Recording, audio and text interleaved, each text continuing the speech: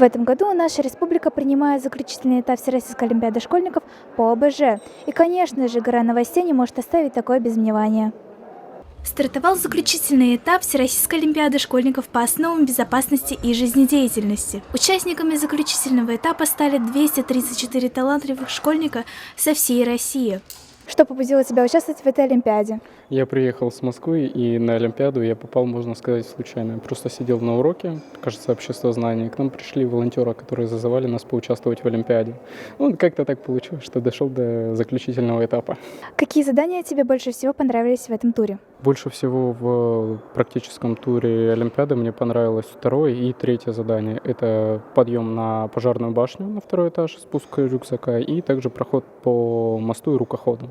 Соревновательная часть Олимпиады включает в себя два тура – теоретический и практический. Практический тур будет отличаться для каждой возрастной группы.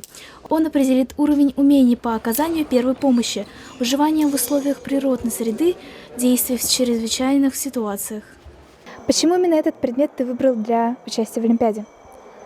Изначально в школе мне этот предмет показался достаточно простым, но это оказалось не так. В итоге долго готовился, долго тренировался и приехал сюда. Прошел все этапы, но это было достаточно сложно. Как участие в Олимпиаде отразилось на твоей учебе?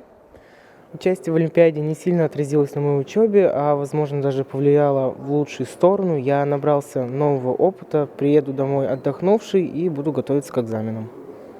Для участников 10 и 11 классов практический тур отличается заданиями. Они сложнее, но этим ребятам все по плечу. Помимо соревнований для участников Всероссийской олимпиады предусмотрена увлекательная обзорная экскурсия по Уфе, посещение мультимедийного исторического парка «Россия. Моя история», спектакли в Национальном молодежном театре имени Мустая Карима, экскурсия в ботанический сад и лимонарий, а также экскурсия по Уфимскому ожерелью. Здесь собрались самые умные ребята со всей страны.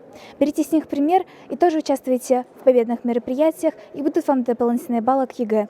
Арина Шеймарданова, Исмагил Кудакаев, специально для горы новостей.